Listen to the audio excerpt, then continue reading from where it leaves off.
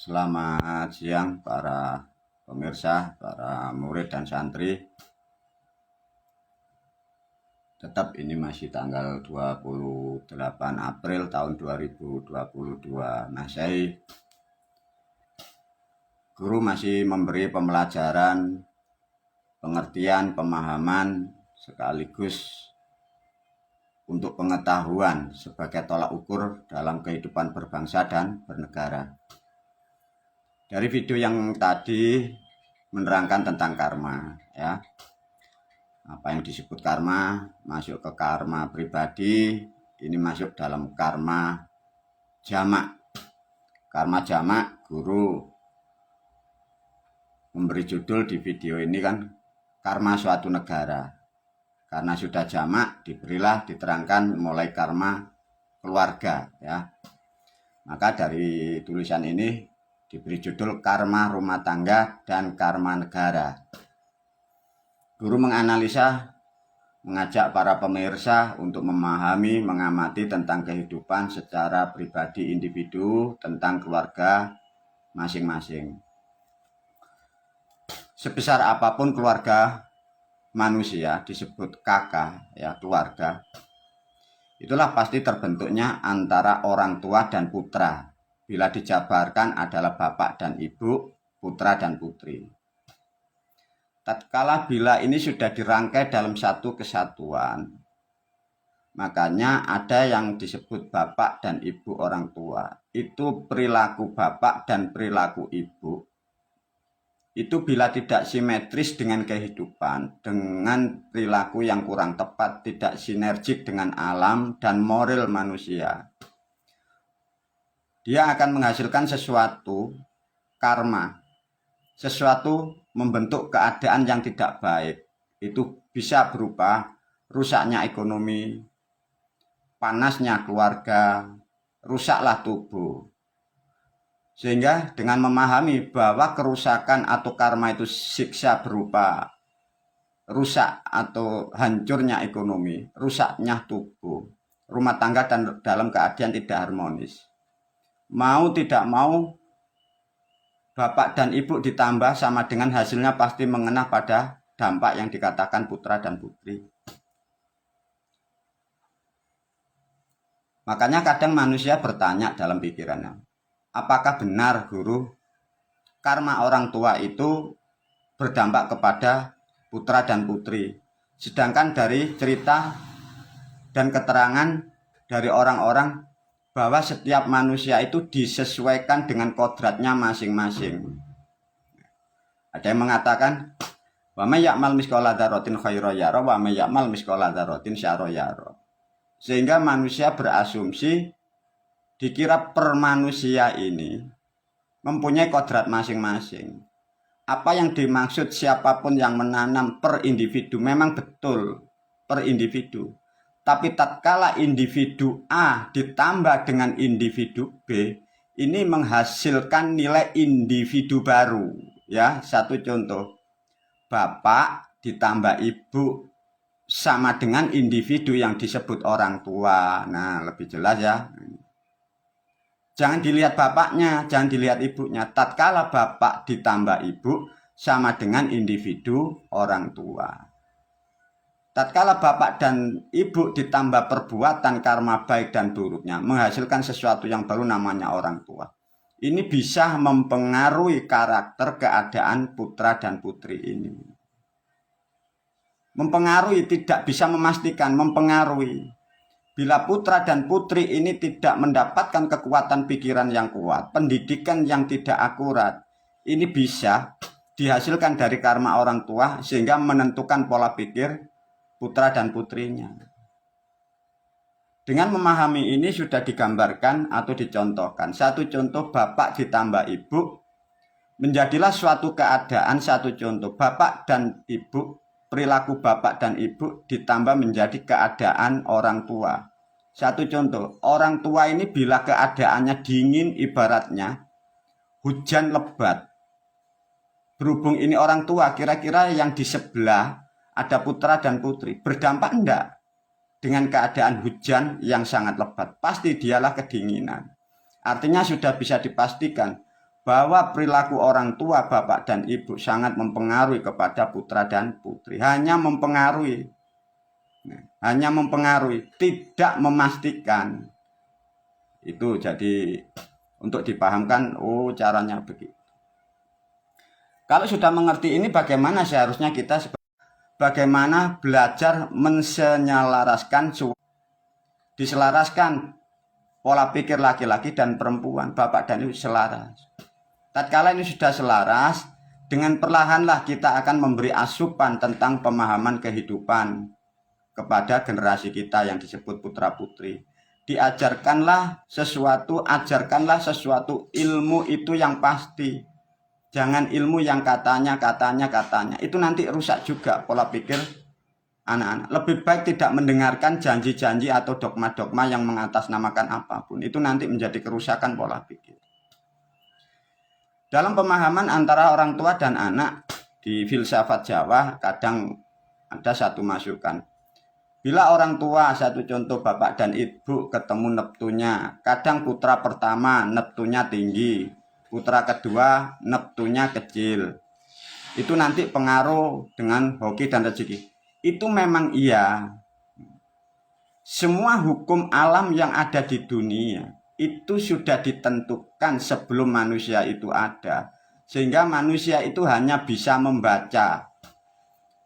Syukur alhamdulillah para leluhur kita sudah memberi pemahaman itu, artinya sebelum terjadi kita sudah mempersiapkan diri. Satu contoh, putra pertama di neptu kelahiran tinggi, sehingga lahirlah putra yang kedua kadang rendah, sehingga kita ketakutan. Takut boleh, tapi jangan berlebihan. Untuk menghilangi takut, berilah sesuatu pemahaman, maka yang disebut namanya sesaji atau uborampe. Maka dari nenek moyang leluhur kita, mengapa setiap manusia itu lahir, baik itu nanti yang neptunya tinggi maupun neptunya rendah, diberilah sesuatu sesaji namanya brokoan. Itu sebenarnya sebagai tebusan, barangkali ada sesuatu nilai yang tidak baik, itu menjadi sesuatu hal yang tidak menjadikan kerugian.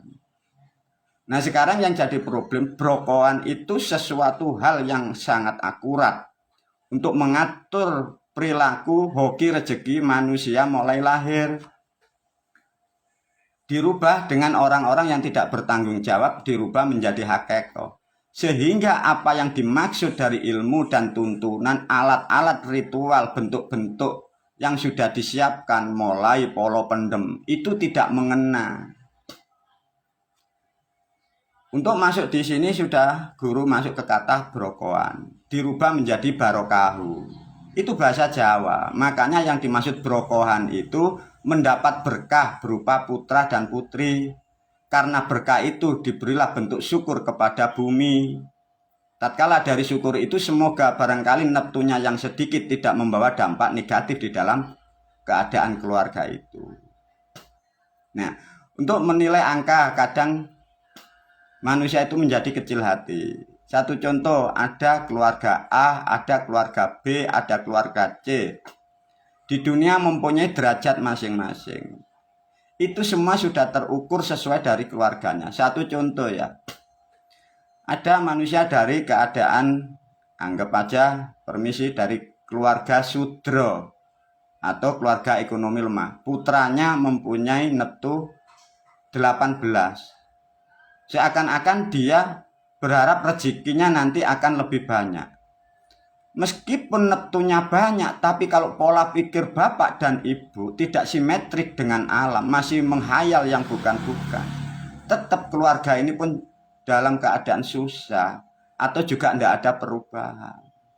Yang lebih buruk lagi, pola pikir salah, perilaku salah, tidak bermoral di antara orang tua.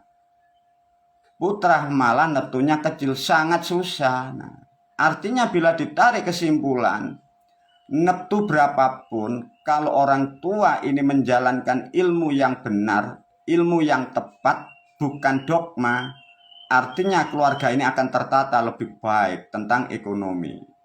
Satu contoh, guru memberi perbandingan. Ada orang miskin neptunya 18. Tapi ada manusia dilahirkan dari keturunan presiden atau menteri atau gubernur. Neptunya sama 18. Kira-kira hasilnya sama enggak? Enggak sama.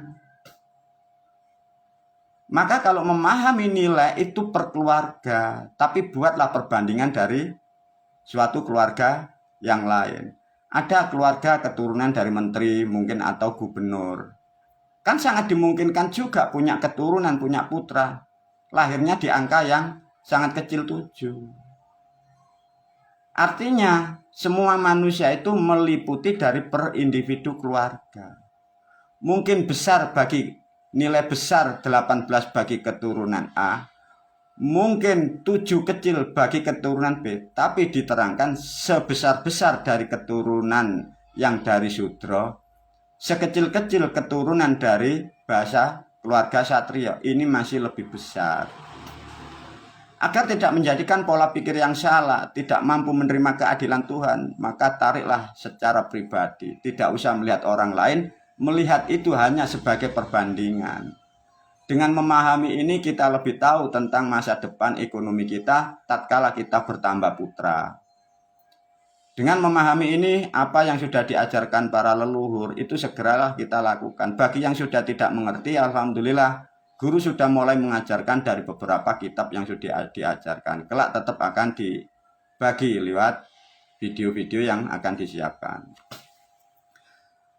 Bila sudah memahami bahwa rumah tangga ini ada karmanya, satu contoh, andai kata setiap kepala keluarga itu ada karma buruk, ada perilaku yang salah, gara-gara ada konsep dogma yang tidak jelas, aturan yang tidak jelas menjadikan hukum di keluarga yang tidak jelas. Maka dalam keluarga itu rusak, bahkan rumahnya bisa terjual, bahkan tubuhnya bisa sakit, tidak ada penyembuhan. Bila dari per kepala keluarga dijamak di sini menjadi suatu tatanan yang besar, disebutlah berbangsa dan bernegara. Ini dampak yang sudah kelihatan. Sebagai manusia kalian akan bisa mengukur. Satu contoh dalam suatu negara kita.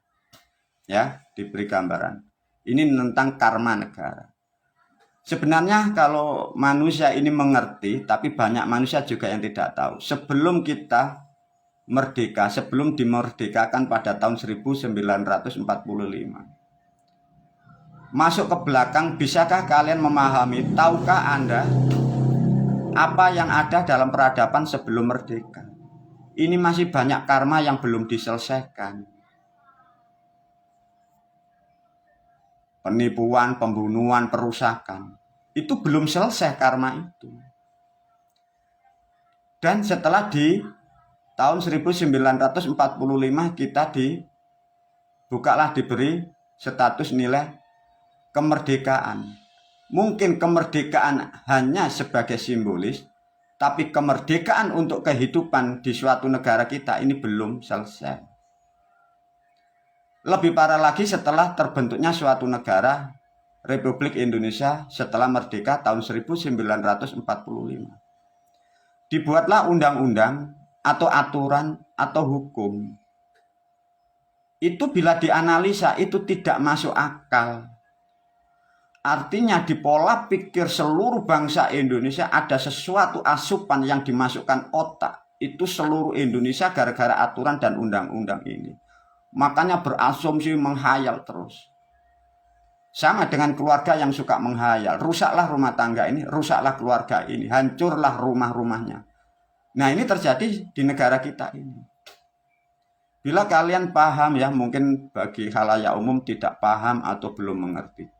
Bila sedikit kita mau masuk di aturan negara kita Republik Indonesia, undang-undang dan aturan yang ada di negara Indonesia. Kurang lebih guru memprediksi ada aturan kurang lebih sekarang di tahun 2022. 25.000 aturan.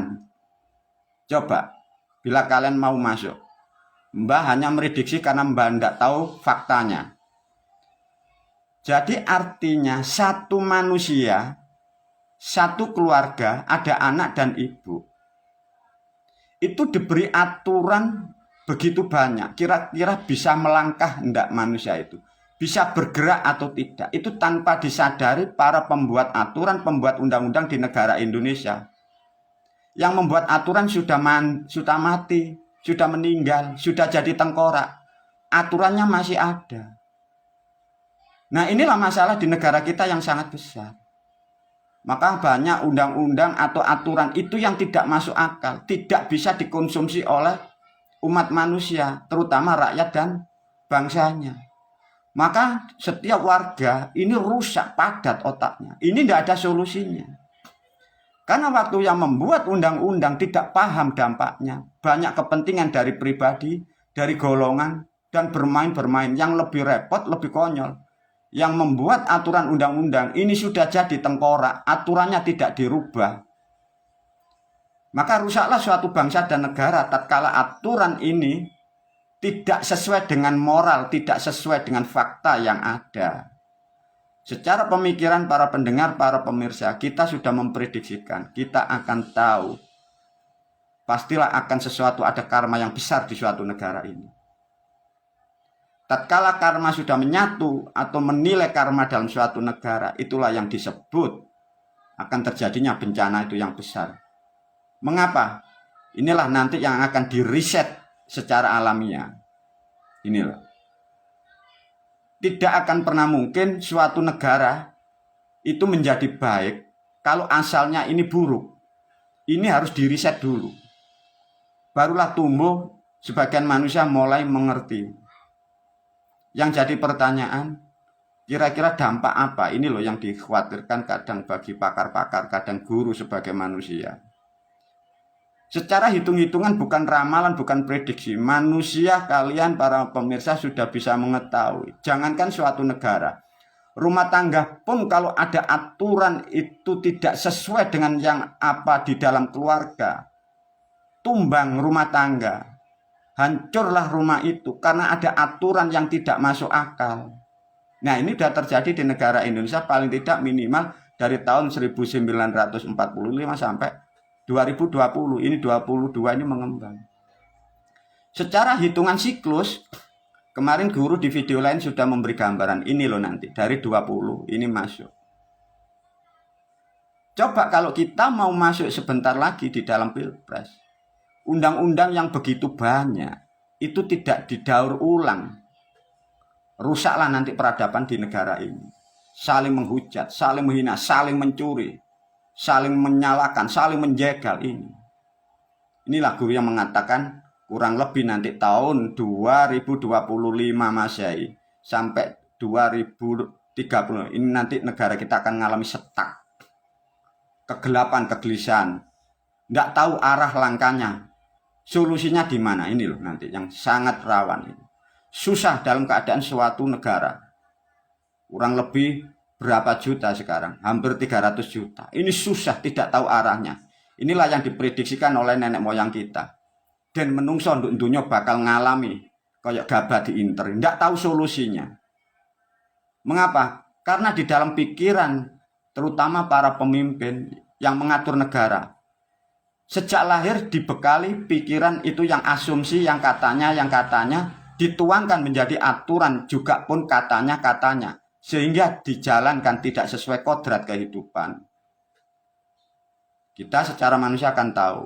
Dengan memahami apa yang kita akan alami tahun-tahun ke depan, guru sudah mempersiapkan kurang lebih 20 tahun untuk para murid dan santrinya.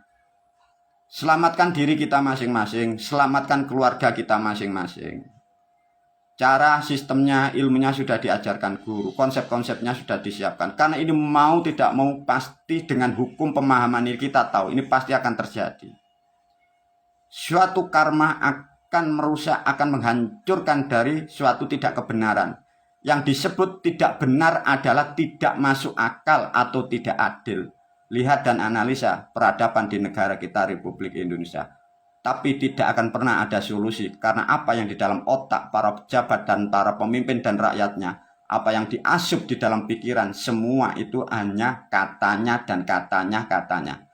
Semoga video ini sangat membantu untuk melihat, mengetahui sekaligus mempersiapkan keluarga kita masing-masing agar kita selalu diberi keselamatan di dunia wal akhirah dengan arti pemahaman semacam ini. Bila ada politik bergejolak, bila ada demo yang lagi banyak, nasihat guru, menjauhlah dari kelompok-kelompok atau orang-orang seperti itu, karena mereka dalam kesusahan. Siapkan diri kita, siapkan keluarga kita. Semoga kita selalu dapat naungan dari para leluhur, mendapat ridho dari Tuhan yang Maha Pemurah lagi Maha Penyayang. Wabillahi taufiq walhidayah. Wassalamualaikum.